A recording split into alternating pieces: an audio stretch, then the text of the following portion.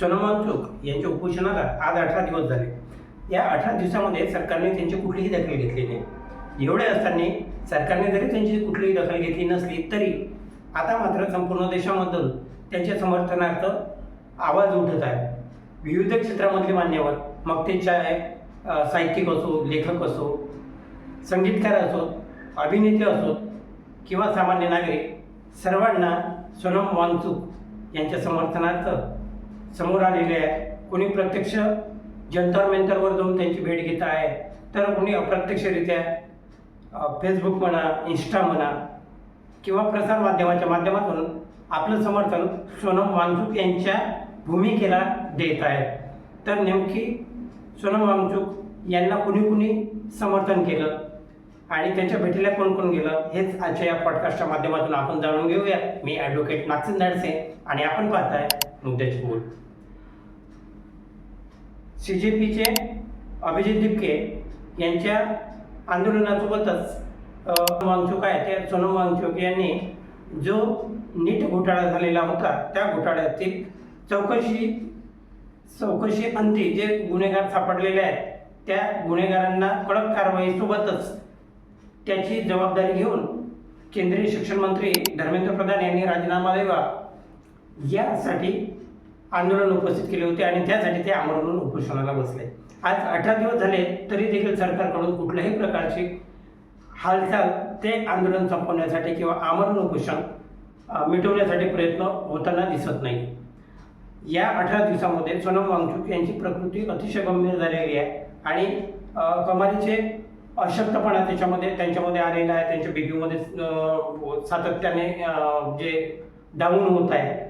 आता या सगळ्या घडामोडी होत असताना त्यांच्या या भूमिकेला आणि त्यांच्या जे निपक्षपणे ज्याप्रमाणे ते आपल्या कुठल्याही प्रकारचं तडजोड न करता समोर उभे राहिलेले आहेत, तर याच्या समर्थनार्थ आता देशभरातून विविध स्तरातले विविध क्षेत्रातले मान्यवर त्यांच्या समर्थनार्थ आलेले आहेत। आज म्हणजे 16/7/2026 अरविंद केजरीवाल यांनी जंतर मंतर येथे भेट देऊन सोनम वांगचुक यांची भेट घेतली आणि भेट दरम्यान त्यांनी त्याला आपलं सरळ समर्थन सोनम वांगचुक यांना दिलं आणि त्यांच्या सोबत आपण ठामपणे असल्याचं त्यांनी बोलले। अरविंद केजरीवाल काय काय बोलले आपण या व्हिडिओच्या माध्यमातून जाणून घेऊया।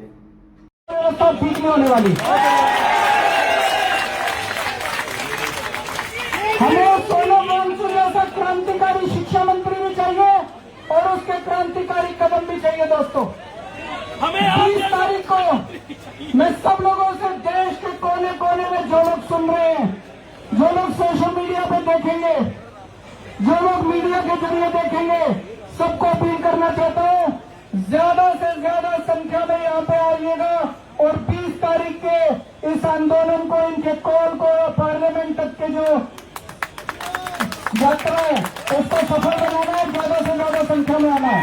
भारत माता की जय।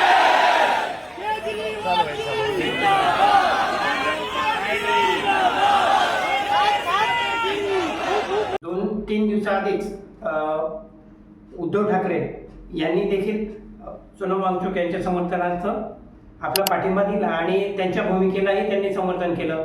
एकंदरीत सरकारने 17-18 दिवस आज उपोषणाला झालेले असताना सरकारने कुठली तरी निर्णय घ्यावा आणि हे उपोषण कशा प्रकारे संपवता येईल या दृष्टीने प्रयत्न करावा असे उद्धव ठाकरे यांचे म्हणणे होते। त्याबरोबरच भुवन बाम जे अभिनेते आहेत यांनी देखील सोनम वांगचुक यांना समर्थन केलं आणि त्यांनी लिहिलेलं आहे की चर्चेतून समस्या सुटत असतात तेव्हा सरकारने चर्चेसाठी पुढाकार घ्यायला हवा, कारण सोनम वांगचुक हे त्यांच्या उपोषणातून मागे हटतील, आपल्या जीवाची पर्वा करून असं शक्यता कमी दिसते। त्यामुळे सरकारनेच चर्चेसाठी प्रयत्न करावेत असं भुवन बाम यांनी म्हटलेलं आहे। त्याबरोबरच उत्तर प्रदेशमधील खासदार चंद्रशेखर आझाद यांनी देखील जंतर मंतर येथे भेट दिली आणि त्यांनी समर्थनार्थ सोनम वांगचुक यांची भेट घेतली आणि त्यांनी तिथे उपस्थित लोकांना काय बोलले हे या व्हिडिओच्या माध्यमातून आपण बघूया। कुर्सी तो है, धर्मेंद्र प्रधान जी को मैं कहना चाहता हूं, सुनो भाई, कुर्सी तो है, आपका जनाजा थोड़ा ही है। अगर कुछ कर नहीं सकते तो छोड़ क्यों नहीं देते? क्यों चिपक के बैठे हो? ये तो एक केंद्रीय मंत्री के पद से इस्तीफे की बात। ऐसे कितने ही मंत्रियों को लगातार इस्तीफे देने पड़ेंगे। देखो 20 तारीख को प्रोटेस्ट होगा तो प्रोटेस्ट होगा, और ऐसा प्रोटेस्ट होगा कि पिछले 10, 12, 15 साल में तो ऐसा प्रोटेस्ट दिल्ली में नहीं हुआ होगा। मैं नौजवानों के इस इनकलाब को जिंदाबाद करता हूं। आज इस जंतर मंतर पे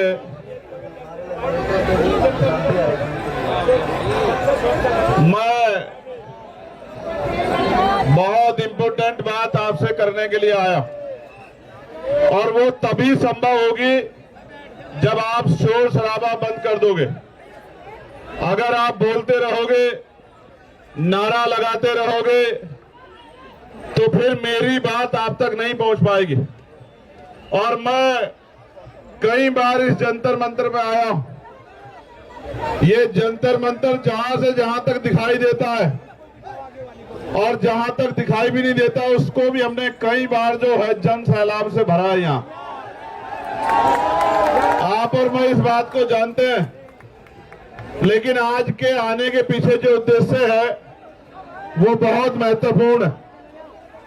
सबसे पहले तो मैं इस आंदोलन के साथियों का धन्यवाद करना चाहता हूं। जो आंदोलन में साथी बैठे हैं, हमारी बहनें, नौजवान साथी, प्यारे भाई, बुजुर्ग माएं, उन सब का धन्यवाद करता हूं, क्योंकि पिछले लंबे समय से वो लगातार लड़ रहे हैं, और इस तरह से लड़ रहे हैं कि जो नहीं भी सुनना चाहता उसको भी सुनना पड़ रहा है, जो नहीं भी देखना चाहता उसको भी देखना पड़ रहा है, और जो नहीं भी बोलना चाहता उसको भी बोलना पड़ेगा। मेरी बात को आप याद रखना। जो आज चुप है उसको भी कल बीच में आके बोलना पड़ेगा। ये नौजवानों का इनकलाब है, और इसके साथ सोनम भाई जैसे क्रांतिकारी महान योद्धाओं का साथ है। ये जो आपके रेल वाले साथी है ना, ये हटेंगे तो बहुत आसान रहेगा। आप आओगे तो वो भी उठ जाएंगे। मैं आपके उत्साह को समझता हूं, और ये उत्साह बना रहना चाहिए, ये उत्साह आगे बढ़ना चाहिए। प्यारे साथियों, ये जो शख्स हमारे बीच है, सोनम सर, पिछले लंबे समय से इस देश के लिए कई महत्वपूर्ण लड़ाई, लोगों को जगाने के लिए, लोगों को उनके अधिकार के प्रति जागरूक करने के लिए हम लोगों ने लड़ते देखा है। और अच्छी बात यह है कि वो अपने लिए नहीं लड़ रहे हैं, ना उनको नौकरी चाहिए, ना उनको कोई पेपर देना, ना उनको कोई नौकरी चाहिए सरकारी, ना उनको कोई पेपर देना है। और अगर वो अपनी जान को दांव पे लगा के यहां बैठे हैं और हटाए से नहीं हट रहे, इस बात का इनकलाब है, इस बात की चेतावनी है हुकूमत को कि अब ज्यादा दिन तक उनकी डिक्टेटरशिप चलने वाली नहीं है। उनको फैसला लेना पड़ेगा। मैं तो देख रहा था जहां लोग अपनी लड़ाई नहीं लड़ते, जहां लोग अपनी समस्याओं में नहीं खड़े होते, मुझे सहयोग से यह भी कहना पड़ेगा, इस देश के नौजवानों को अपने बारे में सोचना चाहिए उन्हें अपने बारे में। आज वो इसलिए घर से बड़े पैमाने पे नहीं निकल पा रहे हैं क्योंकि घर के लोगों को लगता है कि अगर वो जाएंगे तो किसी मुसीबत का सामना करना पड़ सकता है। अगर आप अपनी लड़ाई अपने आप नहीं लड़ोगे तो आपकी लड़ाई कौन लड़ेगा।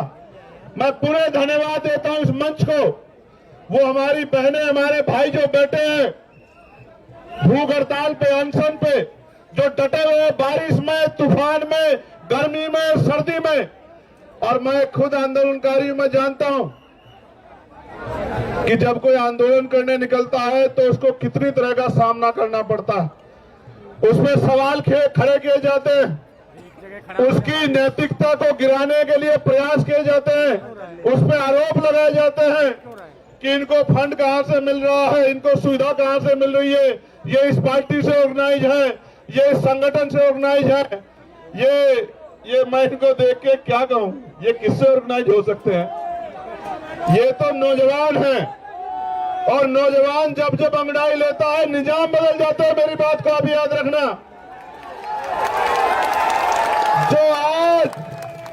जो आज चुप हैं उनको कल तय करना पड़ेगा। ये लड़ाई किसी दल की नहीं है, ये लड़ाई भारत के युवाओं की लड़ाई है, और जो लड़ रहा है उसको भी लोग देख रहे हैं, और जो चुप है लोग उसको भी देख रहे हैं। लोग ये भी देख रहे हैं कि कौन खड़ा है और कौन सिर्फ जो है किसी नुकसान का इंतजार कर रहा है। ये बड़े बड़े इंपोर्टेंट लोग आज मैं इस मंच पे देख रहा हूं। प्यारे साथियों, मैं तो खुद एनएसए में रहा 16 महीने के लिए जेल में, और निर्दोष होते हुए रहा।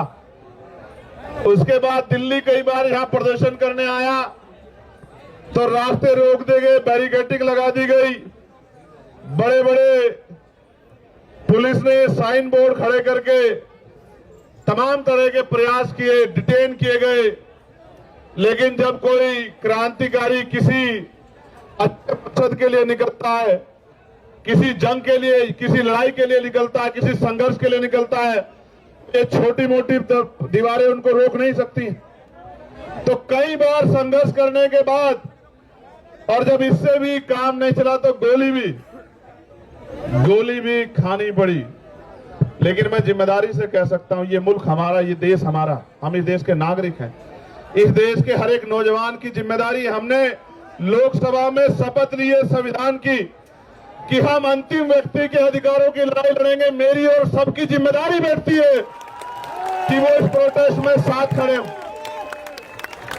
आप महसूस करके देखो, देश की हर मां चाहती है कि चंद्रशेखर आजाद और भगत सिंह पैदा हों, लेकिन हो पड़ोसी के यहां, क्योंकि उनको शहादत देनी। और मैं फिर कह रहा हूं, ये देश आंदोलनों से बना है, ये देश आंदोलन से आगे बढ़ा है। इस देश ने आंदोलन से अंग्रेजों के पैर उखाड़ दिए थे, और ऐसे ऐसे आंदोलन जो अंग्रेजों की भाषा बोलेगा, जो अंग्रेजों के रास्ते पे चलेगा, जो अंग्रेजों को अपना आदर्श मानेगा, उन सबके पैर भी ऐसे ऐसे आंदोलन उखाड़ देंगे जो आज तानाशाही कर रहे हैं। क्यों नहीं? मैं जानना चाहता हूं कि धर्मेंद्र प्रधान जी को क्यों नहीं जा रही आवाज, प्रधानमंत्री जी को क्यों नहीं जा रही आवाज, गृह मंत्री जी को क्यों नहीं जा रही आवाज, और वो सरकार किसका इंतजार कर रही है कि ये इस शख्स में, इस मंच पे बैठा है, ये शख्स जो है, जो एक वैज्ञानिक है, जो एक पर्यावरण का मित्र है, जो देश की धरोहर है, वो मर जाए, इस देश की बात का इंतजार कर रही है क्या सरकार? या इंतजार कर रही है कि कुछ गोंस आके यहाँ पत्थर फेंक दे, डंडा चला दे, या कोई भीड़ आके इस आंदोलन में हिंसा कर दे, ये आंदोलन बर्बाद हो जाए? मैं अपने साथियों को कहूंगा, बहुत सचेत होकर चलाने की आवश्यकता है।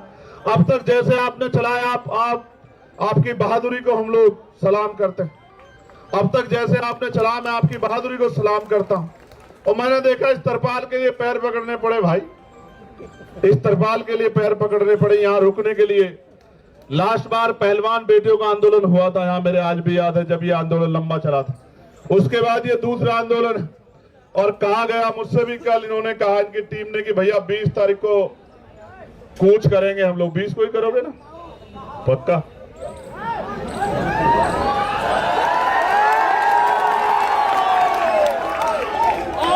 तो लिखो, नोट करो कि 20 तारीख को कूच करेंगे। मेरी बात को आप याद रखें।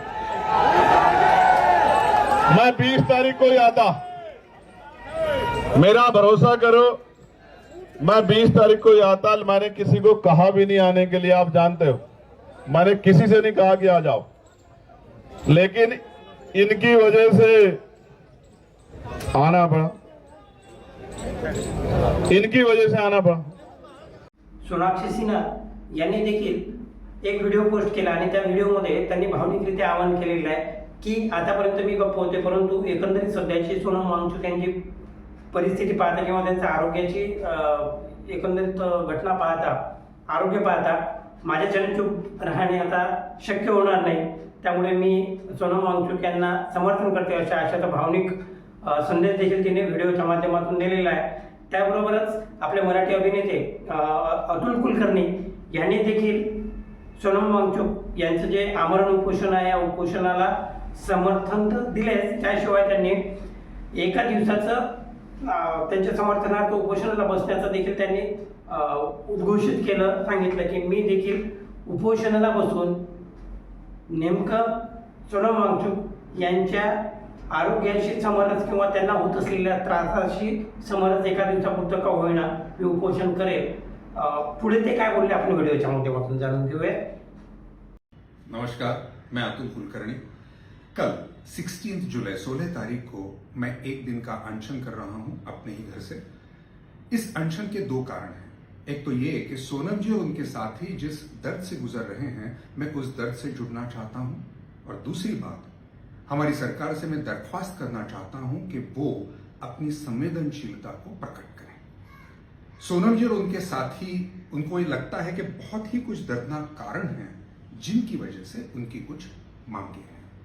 लेकिन जाहिर सी बात है कि हमारी सरकार को ये लगता है कि वो कारण सही नहीं है और उनकी मांगे बिल्कुल ही सही नहीं है. मैं ये कतई मानने के लिए तैयार नहीं हूं कि हमारी सरकार असंवेदनशील है, क्योंकि कई बार हमने हमारी सरकार को भावुक होते हुए देखा है, जनता का जो दर्द है उससे जुड़ते हुए देखा है. बस इस बार इस मामले में शायद कुछ गलतफहमियां हैं जिसकी वजह से ये संवेदनशीलता प्रकट नहीं हो रही, एक संवाद नहीं हो रहा. और मेरा सरकार से ये आग्रह है कि ये संवाद वो तुरंत शुरू कर दें. अगर आपको ये कारण सही लगते हैं और अगर सोनम जी और उनके साथी जिस दर्द से गुजर रहे हैं उस दर्द से आप जुड़ाव महसूस करते हैं, तो इस रील को आप शेयर करें और कल एक दिन के अनशन की आप भी कोशिश करें. एक बहुत ही भले और बहुत ही समझदार इंसान को ये कहते हुए मैंने एक बार सुना था कि दर्द का दर्द से रिश्ता होना बहुत जरूरी है. तो चलिए दर्द को दर्द से जोड़ते हैं, एक सिलसिला शुरू करते हैं. कल एक दिन के अनशन की कोशिश करते हैं. बहुत बहुत बहुत धन्यवाद. जय हिंद. साऊथ मधले अभिनेते प्रकाश राज यांनी देखील काही दिवसाआधीच जंतर मंतरवर जाऊन सोनम वांगचुक यांची भेट घेतली आणि ते करत असलेल्या आंदोलनाला समर्थन तर दिलेच, त्याशिवाय त्यांच्या भूमिकेलाही त्यांनी समर्थन केलं. त्याबरोबरच डिंपल यादव ज्या उत्तर प्रदेशमधल्या आहेत, तर डिंपल यादव यांनी देखील सोनम वांगचुक यांची जंतर मंतरवर जाऊन भेट घेतली आणि त्यांच्या भूमिकेशी एकरूप होत त्यांच्या भूमिकेला समर्थन दिलं. त्याबरोबरच आपले महाराष्ट्राचे अभिनेते सयाजी शिंदे यांनी देखील भावनिक पोस्ट केली आणि समर्थन दिले की नेमकं असा जो गुणी व्यक्ती आहे किंवा जो एवढा मोठा शास्त्रज्ञ आहे, सायंटिस्ट आहे, ज्याला समाजाला ज्याची गरज आहे त्या व्यक्तीचा जीव जाता कामा नये, अशा प्रकारचं भावनिक आवाहन सयाजी शिंदे यांनी देखील केलं. पुढे सयाजी शिंदे काय बोलले आपण या व्हिडिओच्या माध्यमातून बघूया. तुम्हाला मंत्रिपद सोडायचं नसेल तर नका सोडू, पण किमान सोनम वांगचुक यांचं उपोषण तरी सोडा. सिनेमातल्या रांचोसाठी एवढा जीव लावला, मग खऱ्या रांचोसाठी सगळे लोक आवाज का उठवत नाहीत? सोनम वांगचुक सारखी माणसं देशासाठी फार महत्वाची आहेत. मी तर विनंती करतोच आहे, पण प्रत्येक समजदार व्यक्तीनं सोनम वांगचुक यांनी उपोषण मागे घेण्यासाठी विनंती करावी आणि सरकारनं ताबडतोब मध्यस्थी करावी.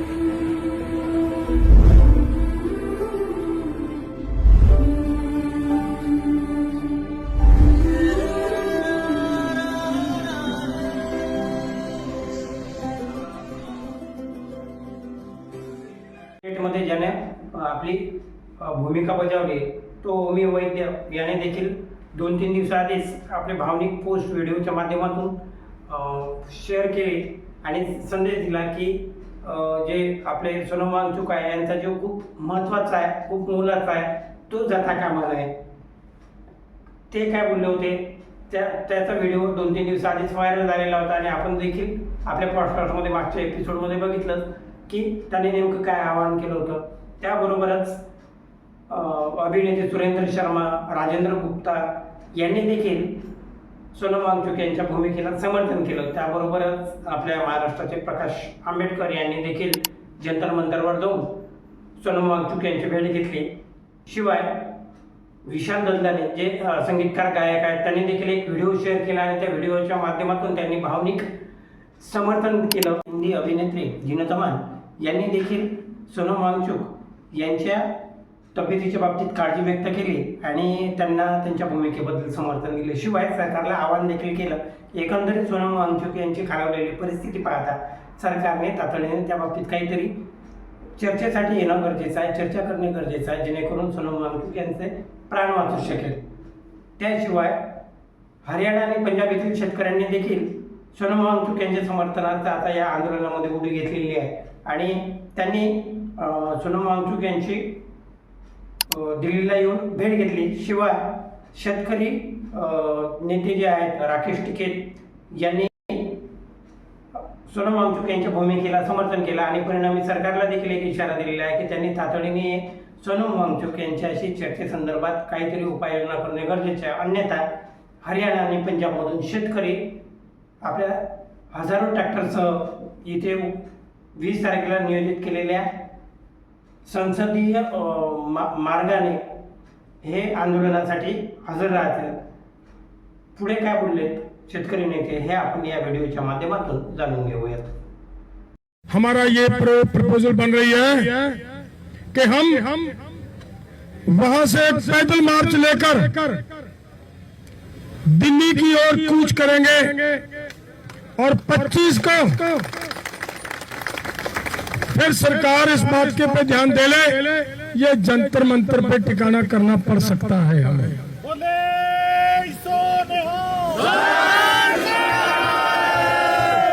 लेकिन अगर ये करोगे तो फिर सोच लेना 2020-21 वाले आंदोलन से भी बड़ा आंदोलन का सामना करने के लिए तैयार हो जाएंगे. नहीं करने देंगे ऐसा कुछ. लेकिन आपके नाक में दम करने की ताकत देश के किसान के अंदर है. वो अपने परिवार के लिए, अपने बच्चों के लिए वो जीएम क्रॉप पैदा न करते हुए अपने परिवार को खाना अच्छा खिला लेंगे. और वो लोग याद रखें, जब हमारे से खेती छूट जाएगी, हम खेती पैदा नहीं कर पाएंगे, वो आपने अपने बच्चों को क्या खिलाना भाई, ये आप सोचें.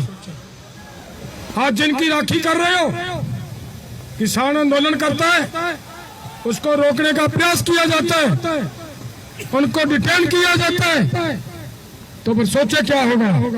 वो ऑफिसर लोग सोचे क्या होने वाला है. हम ये बता देना चाहते हैं सरकार को कि भाई मैं फिर से आज सरकार को बताना चाहता हूं, हम सिर्फ इसके लिए आए थे चेतावनी देने के लिए कि प्रधानमंत्री जी प्लीज देश की अजमत का सौदा ना कीजिए, ना कीजिए. देश है, देश आपके साथ रहेगा. लेकिन अगर ये करोगे तो फिर सोच लेना 2020-21 वाले आंदोलन से भी बड़ा आंदोलन का सामना करने के लिए तैयार हो जाएंगे. नहीं करने देंगे ऐसा कुछ. दूसरे साथियों से बातचीत चल रही है. हमारा प्रयास है कि पूरे देश के सभी किसान संगठन एकजुट होकर लड़ें. लेकिन नहीं भी होता, सरकार ये ना चामल जाए कि यार इनका ऑफिस एकता नहीं होगी. पिछली बार कौन सी एकता थी? पिछली बार भी कोई एकता नहीं थी. 3 स्टेज लगा करती थी हमारी, सिंगू पे 2 लगा करती थी, 2 स्टेज ही टिकरी पे लगा करती थी. लेकिन लड़ने वाले लोग पीछे नहीं हटे. उस समय भी झुकना पड़ा था. क्या होगा? ज्यादा से ज्यादा 2 स्टेजें लग जाएंगी, 3 स्टेजें लग जाएंगी, लेकिन आपके नाक में दम करने की ताकत देश के किसान के अंदर है। और हम ये कहना चाहते हैं, अगर आप सभी भाई, मैं आपसे मंजूरी लेकर मैं एक बात कहनी चाह रहा हूं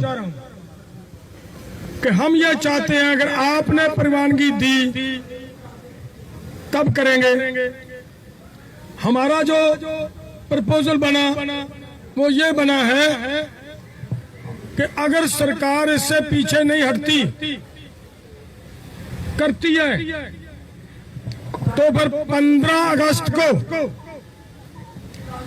वहां खनौरी पे जहां हमने वो पीछे वाला आंदोलन लड़ा था, जहां वो हमारा एक हीरा सरकार की गोली की भेंट चढ़ा था, शुभकर्ण ने जहां पे शहादत दी थी, हमारा ये प्रपोजल बन रही है कि हम वहां से एक पैदल मार्च लेकर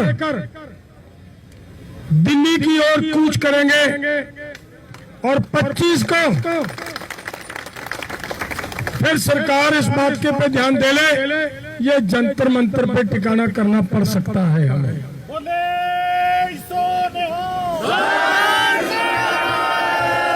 मैंने पढ़ सकता इसलिए कहा है क्योंकि 20 तारीख को मध्य प्रदेश के अंदर 20 जुलाई को हमने एक बैठक बुलाई है एसकेएम नॉन पॉलिटिकल की, नेशनल लेवल की। सभी लीडर्स उस बैठक में हाजिर होंगे। कोई रूप कैसा है, किस तरीके से करना है, कहाँ रुकना है, आगे दिल्ली में आकर कहाँ पड़ाव करना है, ये बातें वहां पे हम तय करेंगे उस बैठक में। अगर आप सब इस बात को प्रवानगी देते हो तो प्लीज एक बार जकारे के साथ इसको प्रवानगी दीजिए।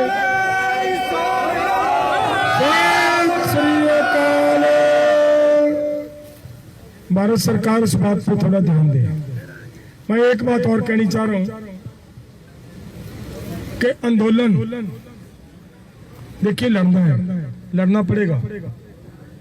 अब मन्नू ने एक बात कही है, हम लड़ रहे हैं अपने बच्चों के लिए। सभी बुजुर्ग, हर घर में एक बुजुर्ग है या नहीं है? क्यों भाइयों, है ना? सभी के एक बुजुर्ग है। एक बात बताओ, जब ये ट्रेड डील हो जाएगी, फसल का दाम कम पड़ जाएगा, कम हो जाएगा, आपकी आमदनी कम हो जाएगी, तो ये बताएं कर्ज आपके बच्चों के सर पे कितनी स्पीड से बढ़ेगा, ये बताओ।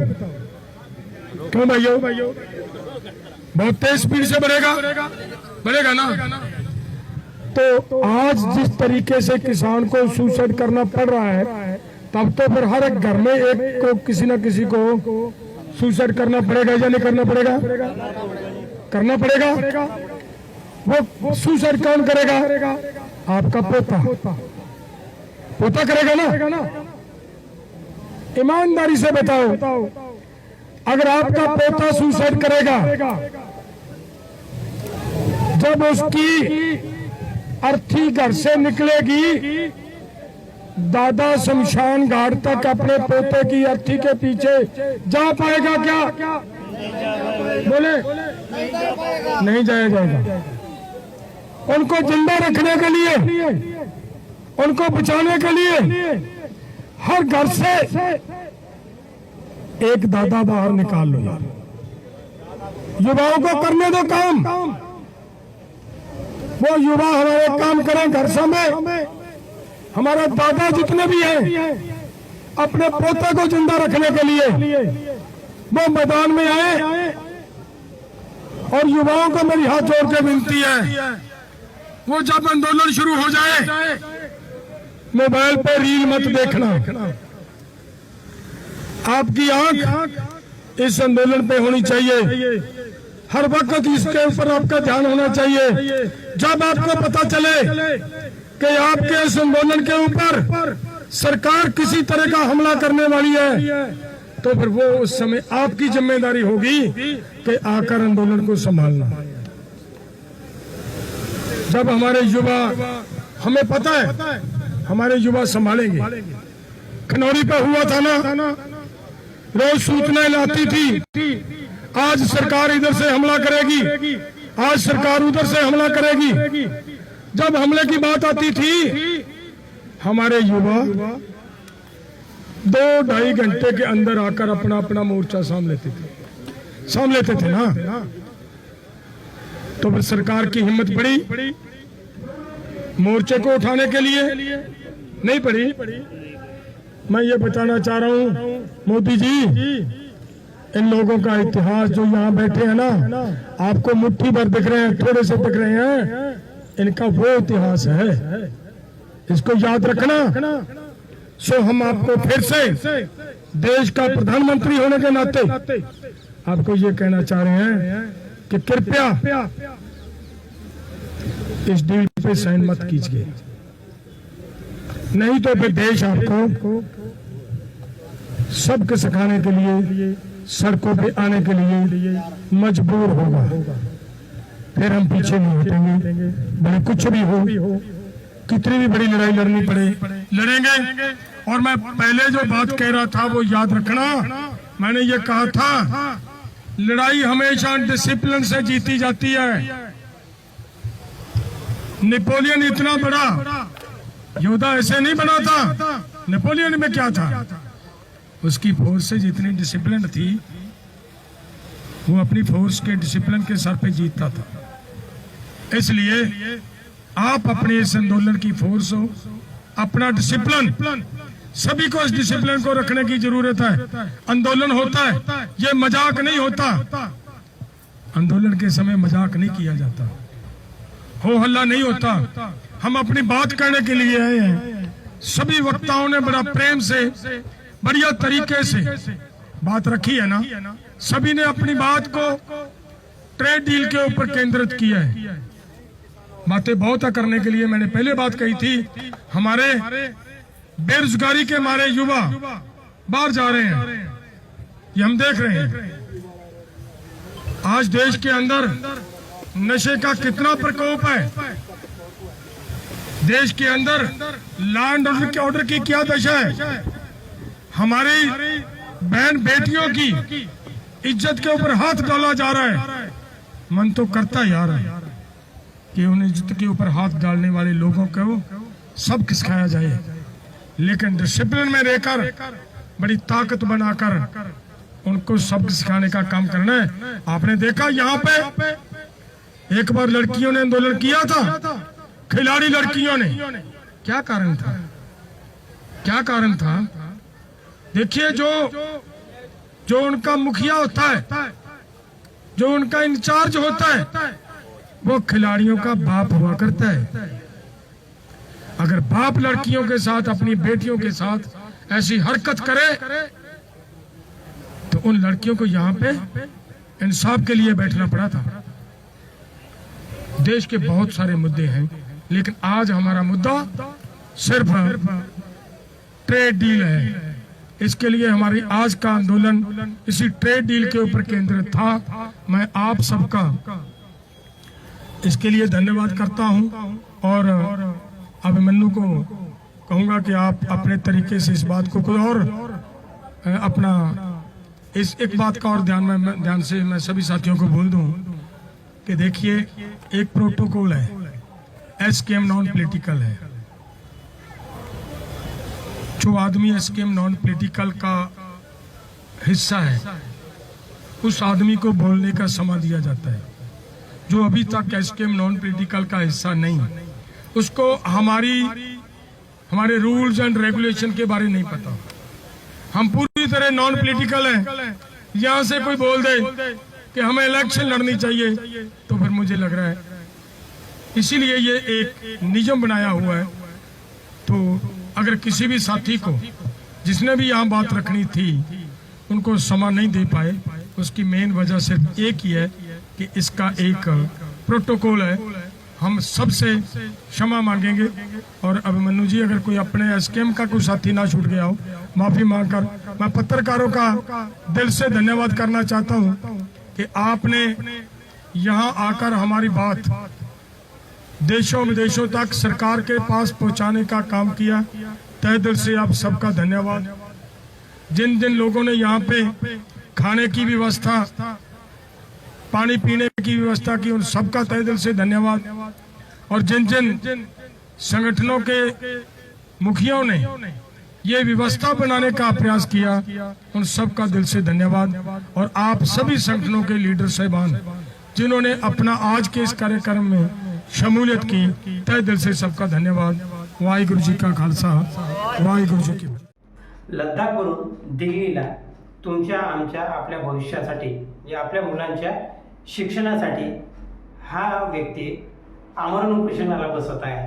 आणि सरकार जरी दखल घेत नसली तरी सर्वसामान्य नागरिकांनी आणि विविध स्तरामध्ये कार्यरत असणाऱ्या सामाजिक कार्यकर्ते असोत, अभिनेते असोत, खेळाडू असोत किंवा कला क्षेत्रामधले कलाकार असोत, या सर्वांनी त्यांच्या भूमिकेला समर्थन केलं। आणि मित्रांनो, काय असते की आपले जे मूलभूत अधिकार आहेत, त्या मूलभूत अधिकारांसाठी जर आपण आंदोलन करत असो तर त्या आंदोलनाला आपल्या भारतीय संविधानानेच प्रोटेक्शन दिलेलं आहे। आणि असं असताना देखील जर आपल्याला 17व्या 18व्या दिवसापर्यंत उपोषणाला लढावं लागत असेल आपल्या मूलभूत अधिकारासाठी, मूलभूत हक्कासाठी, तर हे नक्कीच विचार करायला लावणारी एक बाब आहे। आपल्याला काय वाटते, आपलं काय मत आहे याबद्दल नक्की कमेंटद्वारे आपण कळवा। शिवाय व्हिडिओ आवडल्यास लाईक शेअर कराच आणि चॅनल अजूनही सबस्क्राईब केलं नसेल तर प्लीज सबस्क्राईब करा, म्हणजे जेणेकरून असे विषय आपल्याला समोर मांडता येतील आणि त्याच्यावर चर्चा करता येईल।